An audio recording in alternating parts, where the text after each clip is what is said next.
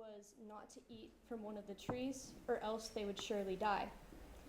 And a serpent comes up to Eve and tempts her, saying that if she eats from the tree, she will gain the knowledge of good and evil and become like God. And as a result, she ate the fruit, and she and Adam were expelled from the garden along with the serpent. And there is another possible reference to the serpent in Ezekiel 28:13-16. Ezekiel 28 is a lament over the king of Tyre, but another divine figure is being referred to at the same time, which many scholars think is talking about the serpent. It reads, "You were in Eden, the garden of God. Every precious stone adorned you, carnelian, chrysolite, and emerald, topaz, onyx, and jasper." So in this passage, the serpent is portrayed as a beautiful angel that was cast down from heaven. And it makes sense because serpent deities were very common in the surrounding cultures of Mesopotamia and Egypt. And I did want to point out that there is an argument that this passage isn't referring to the serpent, but it is referring to Adam. So it's debated on what exactly it is referring to. And then serpents were ambivalent symbols in the Bible in general. They were very important. They took on different meanings depending on the context. For example, the Garden of Eden, obviously the serpent takes on a negative connotation, but there is another story where Moses turns his staff into a serpent through the power of God. And another thing is the word seraphim, which is a type of angel, likely comes from the Hebrew word for serpent, which is seraph. And then I wanted to move on to discuss how the Satan is portrayed in the rest of the Hebrew Bible. So the word Satan means obstructor or executioner, and in the Bible it is used to describe both human and divine figures, and it's used as both a noun and as a proper name. Most of the time in the Old Testament, it's going to include the definite article, H, which is written as Ha-Satan, and this translates to mean the Satan, so it shouldn't be understood as a name, it should be understood as a common noun. And the first time the word Satan is used to describe a divine figure is in Numbers 22:23-30. The story goes that the Israelites set up camp in Moab, and the king of Moab did not want them to be there, so he sent Balaam, who was a prophet, to go curse them. And this was going against God, so God put an angel to block his path, and the angel was invisible to Balaam. His donkey, however, was able to see the angel and tried to turn around. And in this story, the angel is referred to as a Satan. The word Satan describes the role of the obstructor that this angel was playing. It wasn't an evil figure, it was divinely sent from God. And another instance in which the definite article is not used is in 1 Chronicles 21:1. It reads, "Satan rose up against Israel and incited David to take a census of Israel." Many scholars don't think that this is referring to an evil figure. The reasoning for this is that the story is retold in 2 Samuel 24:1, and it says, "Again, the anger of the Lord burned against Israel, and he incited David against them, saying, 'Go and take a census of Israel and Judah.'" So in one instance it's saying Satan told David to take a census, and in one it's saying God did it. So how some scholars have interpreted this is in the same way as in Numbers, that the Satan in this case is an angel that was tasked by God to tell David to take a census of Israel. So it's not necessarily an evil figure in this case. And then one of the most impactful stories and how the devil has been portrayed is in the book of Job. In this story, it does use the definite article, so Satan should not be understood as a proper name. So the story goes that Job was a very righteous man who was blessed with children, a great fortune, and everything he could want. In verse 6, Satan arrives with the rest of the angels. He tells God that Job is only so faithful because God has blessed him with so much. God then gives the Satan permission to take away everything Job has, only sparing his life. So the Satan takes away his children, his fortune, and robs him of his health, and then is not seen for the rest of the story. And Job remains faithful despite this. And this is a very unique story because it portrays a Satan attacking an innocent person. However, many scholars do not think that this character is necessarily evil because he does not actually disobey God. He's acting under the permission of God, and he's up there in heaven with the angels. So some scholars have proposed that he is a member of the divine court, acting somewhat like a prosecuting attorney. And there is another argument that the presence of a Satan in the story of Job was edited in after it was already written. And the argument is that the story flows a lot better without including a Satan because the Satan disappears after tempting Job and is not seen again. So the story of Job contributed a lot to how we see the Satan today as being an enemy of the righteous. And then I wanted to move on to talk about works from the Second Temple period. The Second Temple period is a time from about 516 BC to about 70 CE, and it covers the time after the Jews were allowed to return to Jerusalem after being conquered by Persia, and they were given funding to rebuild the temple that Babylon had destroyed. So during this period, the Satan in the Old Testament began to shift in some authors' minds to be understood as more of an enemy. Some authors reinterpreted Job, possibly because the Satan attacked an innocent person and argued with God. And some scholars have proposed that the Zoroastrian religion influenced the way that the Satan was portrayed during this time. So after Persia conquered Israel, Zoroastrianism was the main religion of Persia. It was a very dualistic religion. They believed in a pure good and a pure evil spirit. So some scholars think that the Israelites took this dualistic aspect with them. However, there is an argument against that because not many scholars are well versed in both Iranian and Hebrew works. So it's very debated whether Zoroastrianism did have an impact. But during this time, the Satan did kind of shift in a lot of authors' minds. And then one of the most important pieces of literature written during the Second Temple period was the Dead Sea Scrolls. So the Dead Sea Scrolls were written by the Essenes, which was a sect, a Jewish sect that settled in Qumran in about 150 BC. And the Dead Sea Scrolls include copies of the Old Testament among other pseudepigraphical works. And in the Dead Sea Scrolls, Satan is often portrayed as a type of demon. One example is in 11Q Psalms, which reads, "Let not Satan rule over me, nor an unclean spirit." The word Satan lacks a definite article, which could allow it to be interpreted as being a proper name, although there is scholarly debate on whether or not it should be. And in the Dead Sea Scrolls, several different names are used that can be connected to the character of Satan, including Belial, Mastema, and Azazel. And I wanted to focus on two pseudepigraphical works that are copied in the Dead Sea Scrolls, which are Enoch and Jubilees. The word pseudepigraphia means false writings, and it refers to works that are not accepted as being part of the Hebrew Bible. And while they are not accepted as part of the Bible, they show how different Jewish sects interpreted the Bible, and they have an influence on how we think of things today. So both Enoch and Jubilees have extensive portrayals of the Satan that show how this figure evolved within some authors' minds.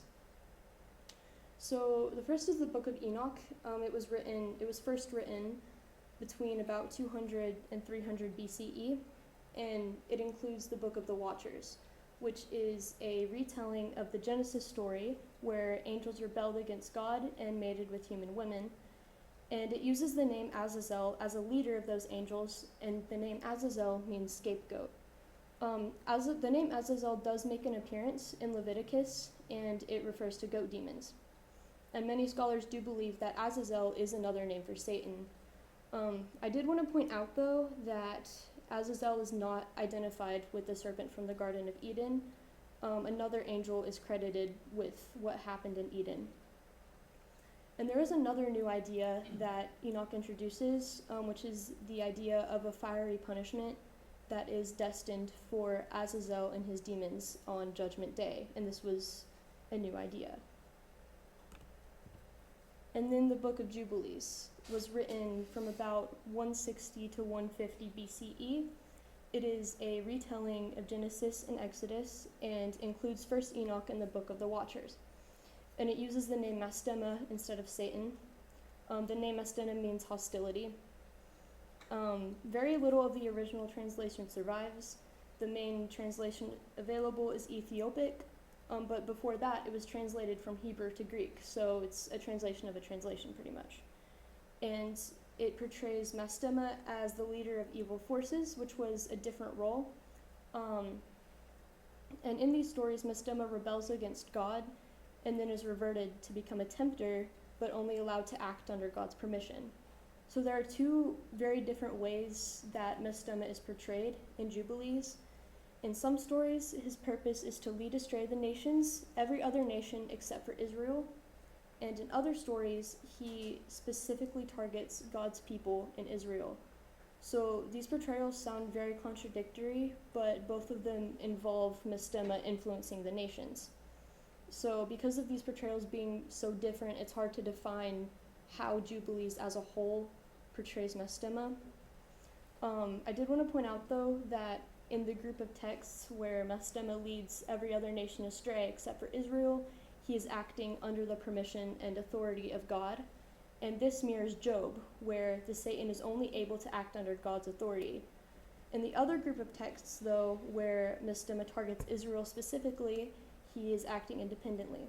So we can see there are glimmers of how Satan is portrayed in the New Testament. He is portrayed as a figure who seeks to deceive God's people. And at this time, there was a popular belief that dark forces caused people to sin. However, in the 2nd century of CE, there were writers who argued against this view and saw humanity as being responsible for sin. So there were a lot of different ideas and a lot of different portrayals, so it's hard to say that things were one way or people saw the devil or Satan this way, because there were so many ideas. So basically the evolution of the Satan figure during the pre-Christian era shows how certain cultures might have thought of evil and might have interpreted the Bible. There are many different portrayals and ideas, and the Bible is very hard to interpret, so you can't really say that it says this thing, but these are ideas being proposed based off of the evidence that we do have. Any questions for Alex? Yes. So in the Bible, in the book of Jude, there is a verse that says the Satan had like conflict with Gabriel over the course of Moses. And I believe that verse or that portion appears in the book of Enoch, if I'm not mistaken. So did you able to or were able to possibly elaborate that much further, or? I'm not familiar with the portrayal in the book of Jude, so I would have to look more into that.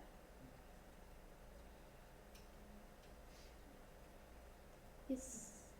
In the course of your studies, I love the background on this. And Thank it you. certainly gives you a lot of insight into all the different ways that the Satans or a Satan could have evolved. But what do you think? How do you think that early Christians landed on the goat-footed satyr-type Satan? After looking, at its overall history. I think part of it could do with Azazel being a goat demon, but I'm not sure that that's the exact origin of that. You think it's a translation, scapegoat to goat? Because earlier in your discussion, you were talking about how he was translated to a scapegoat, and then it was repeated as a goat. I'm sorry. Well, there was something about a goat. Yeah, it was a goat but there was demon that in connection to Leviticus. scapegoat, and so we use scapegoat as the person that you push your responsibilities on. Do you think that got translated to literal goat? I would have to look more into that to Okay. be able to tell. I'm just kind of That's speculating what interesting. you think. Yeah, that's pretty. I think, in my opinion, it could be possible, Mhm. but I can't really say anything more than that Okay. because I don't know. But that's just interesting. Yeah. Yes. Okay, so very well done, by the way. That was excellent. I appreciate it. Thank you. So I want to go to, so the argument that you made about how there's several names that he goes by. The part that in the end, like in here it's this name, and here it's this name, and here it's this name. So I go by a lot of different names, right? So depending on who wants to talk to me, right? I'm Dad to some, I'm, Greg to others, Dr. Tricky, depending on who, just a lot of different names, right? That jerk over there, there's a lot of things, right? People can say. But yeah, I don't know that people would say, well, because you got a lot of different names, then it must be different people that you're talking about, right? Yes. So, how is what you're doing, how would that kind of, I don't know, I guess what I'm questioning is whether that argument is a great argument on its own, or is there something else that kind of supports that move that you're making there? What argument would you say I was making? I'm sorry. That because there's a lot of different names in different texts that refer to it, then these are different concepts that were kind of like gathered and kind of forced into one concept, rather than that these are all referring to the same thing.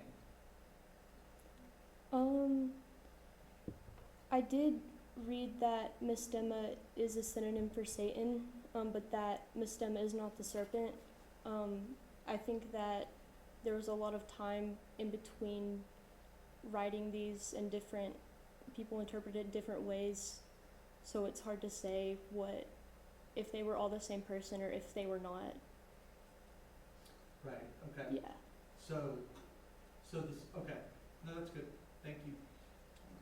All right. Thank you. Yes. So interesting, and I just was wondering, the inclusion of the article, and I love the way that you really foregrounded that and focused on that, the Satan or a Satan. So interesting, really changes the feel. And so I was just curious about how you personally have been influenced since you discovered that. Was that like a big kind of groundbreaking discovery for you? Did it change the way that you perceived this research project, or like how was that journey for you? Honestly, for me, it was very groundbreaking because I came into it not knowing a lot. I came into it thinking that the Satan in Job was a proper name and that it was an evil figure, and it just kind of showed me that I didn't know what I thought I did. So it was just very interesting to get into that. Yeah, that's such a great point. Like the more I study any textbook, certainly the Bible, the less I know. So Yes. Yes. Place to arrive at, yeah. Yes. Do you think, this comes from the perspective of the Christian Bible, do you think that the research you've done focuses more on theology or history?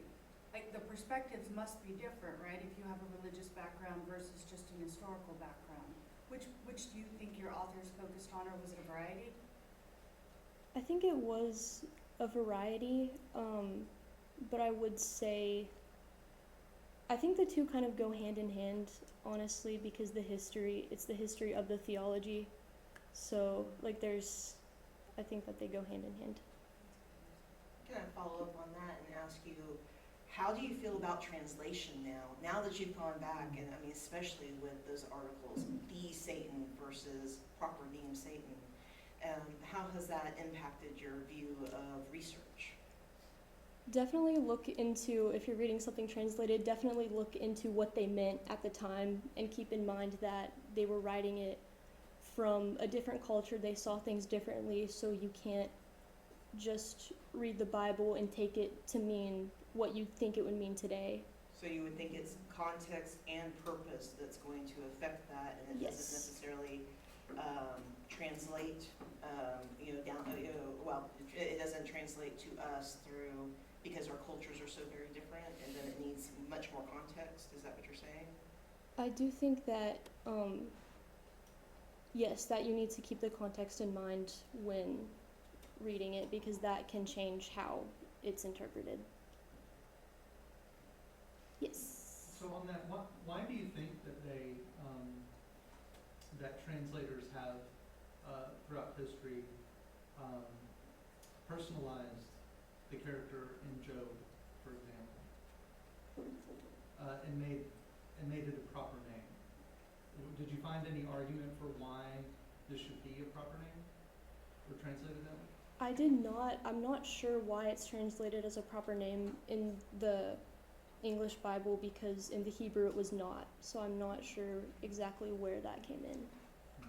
It does seem like, and this kind of goes back to your question, that if you're coming at the story of Job from the perspective of the New Testament conception of the devil, then that changes the sort of emphasis and the attitude towards that figure.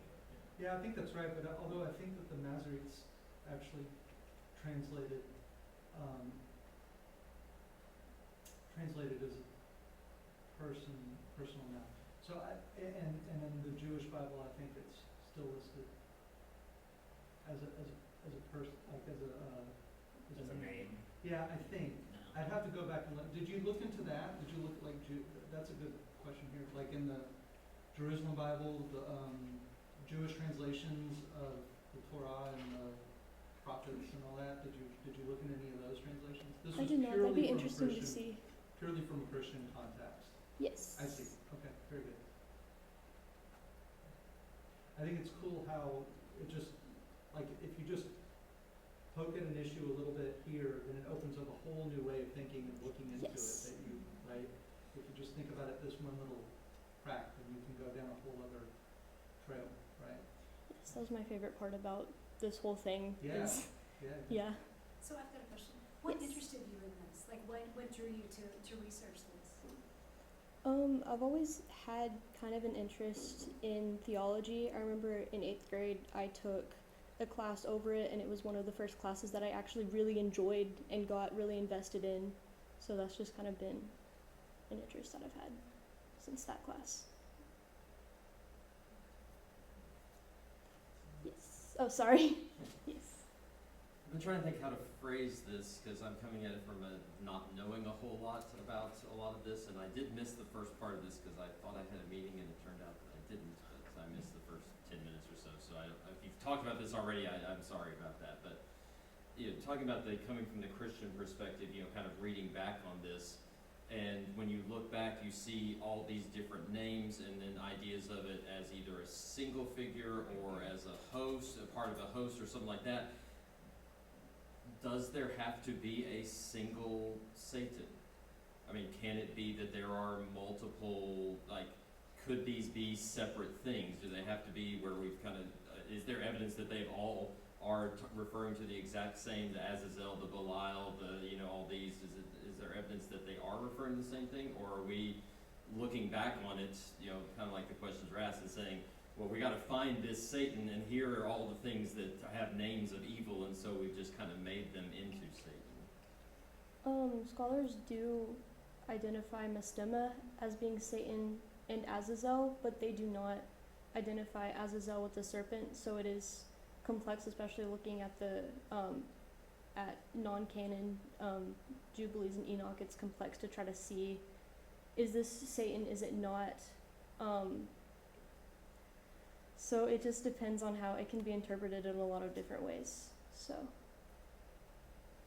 Yeah, I mean, I guess what's interesting, you said at the end, you can't really say how people thought about Satan at any particular time because there's all these different kind of traditions, etc.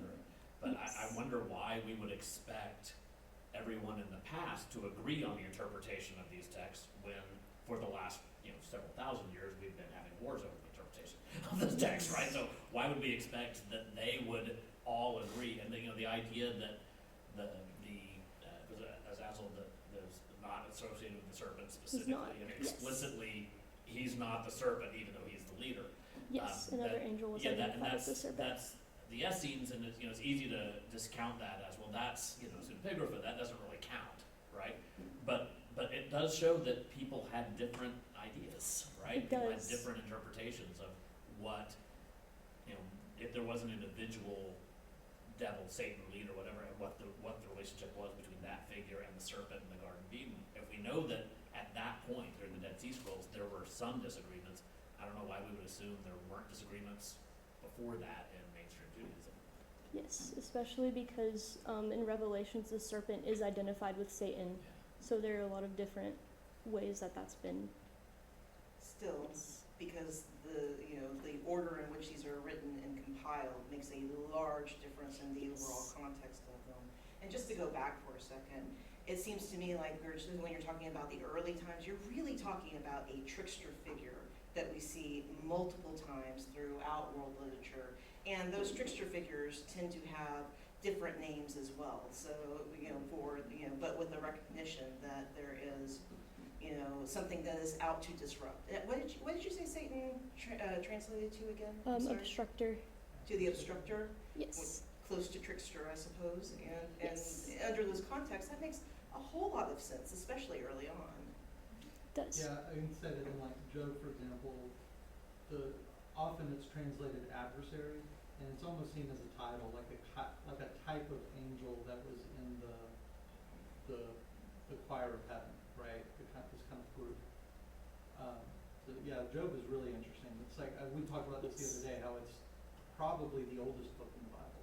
So that's like the earliest reference to this figure that we see even before the serpent, right? Yes. Can I do one more question? I got a theological question off of a point that you made before, and I know it's a little bit adjacent to what you're doing. It's not quite on there, but I'm just curious.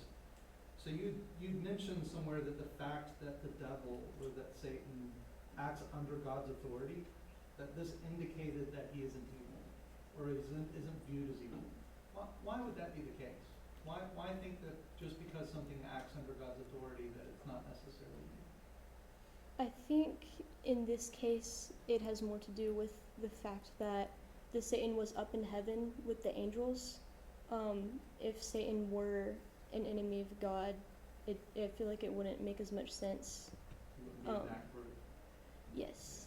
And that there's nothing that specifically says that he is evil or that he is doing something evil Right. in this case. Thanks. Thank you. Yes. Earlier you mentioned Moses' staff serpent, which sort of mirrors the staff of Asclepius. Did you find anything in your research that maybe indicates that each of these aspects of the devil maybe are a sort of swallowing up of other cults' beliefs at the time? That does make sense. I did find a lot of relation to other cultures, but not specifically about how those cultures might have influenced how the devil was portrayed. Like the main relation I found was other serpent deities being very common, but I didn't find anything specifically about them taking aspects from other cultures. Did you find any other Mesopotamic religions in their use of serpents or reptiles or whatever? I did find that serpent deities had both a negative and connotative context. I couldn't say exactly what the stories were. I'd have to look more into it, but. You should look up Marduk and Tiamat. That's an interesting one. And particularly in relation to Genesis, that's an interesting one because there's a lot of interesting correlations comparatively between the two. Look into that, Yeah, because that's interesting. yeah. Yeah. There are I a won't lot bore of- you here, but I can tell you after. So. I was just gonna say there are a lot of Mesopotamian goddess cultures where snakes were extremely positive, so I think it's really important that you mentioned that there are snake goddesses and they're very, very unequivocally snake equals good. Yeah, and then also Yes. whenever we have the snake staff for physicians and curing Mhm. and that sort of thing, so. Yes. It's not good. We need you to do a second presentation. Yes, it's just like, think about all of our questions, and if you could just be the definitive authority worthy that would be. When next week we're Yes. just gonna be out. Yeah. What? Is this the weekly? Could that work for you? Yeah, that works for me. Yeah, I'll do. Yeah. Yeah. Are there any other questions? Yes. You mentioned the possibility that the devil was edited into Job. Do you have any idea why? The main reason why is that it would flow better without the addition of a Satan, because the Satan disappears completely from the story. But I mean, as to why they would edit him in. Oh, as to why they would, I'm not sure.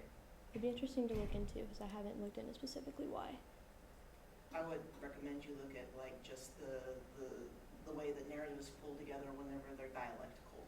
So that is whenever you have two people who are setting up the stage before presenting the rest of the story. So it could be a stylistic choice, it could be a narrative choice that takes advantage of those, of having two adversaries talk. That's interesting. That. I would say if you're interested in following this more on top of that, you can look at really good academic biblical commentaries. So if you look at a commentary on Job, and you want to do there's a lot of pastoral ones for preachers to like look at, which are fine, but they're not focused on the academic side. If you look at a good academic commentary, then it's going to drill in on these kinds of questions about if this was an addition, why would it have been added? And you're going to get like a handful of like theories as to why that are going to be textual critical, right? Based in textual criticism, right? And that could give you kind of more insight in something like this. Thank you. I have to look There- into that. I mean, it So- strikes me there are some pretty clear theological reasons why as well, because otherwise it's God doing it. Right. Right. Yes. So having a There's a- figure that's not God who's doing the bad things to Job, Right. even if it's on God's behalf, and theologically that's probably more powerful.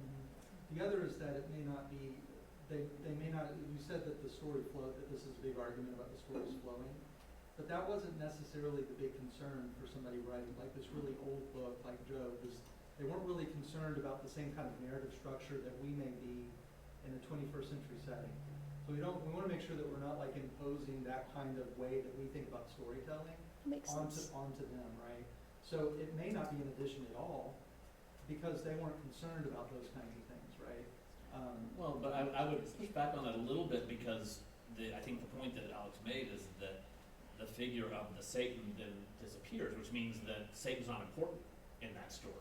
And so we do, I think of the story of Job about, bad things happen to good people. And I think the popular conception in our culture of that story is Satan does all the bad stuff and God doesn't stop it, and there's that question of like, why doesn't God stop it? But if Satan disappears from the story altogether, then Satan's not important in the story, in the ideas of the story at all. It may not just be narrative consistency, it may be narrative focus. Right, but again, I think that there's a kind of particular way that we think storytelling that isn't necessarily applying. So the character does something that he's supposed to do, and once he does it, that's it. So Well, but my point would just be that I think it just reinforces what Alex is saying is that story is different from the way we think of it now. Yes, You know, that's certainly true. that we think of it as like God versus Satan. Right. If you look at the story, well, really, it's Satan shows up and then disappears, and Right. the rest of it is Job and God. Well, and God disappears from us. Yeah. Both of them are absent for the majority of the book until the very end, right? So, Just lots of swords, what's that? lots of swords, Yeah. swords, ashes, Yes. glass, Yeah. stuff, fun stuff. Yeah. Alex, I think that's quite a tribute to you, finding a fantastic subject, and you and Dr. Smith working together to really figure out exactly how you wanted to focus this, but what a tribute to you and your research that people want to talk about it and talk to you. Absolutely. You've really Thank found you. something intriguing to say, and so I think we should give you one round. Yeah. Thank you. Well done. Thank you again, Thank you. everyone, so much for coming and supporting. Thank you. We'll be here Tuesday, Wednesday,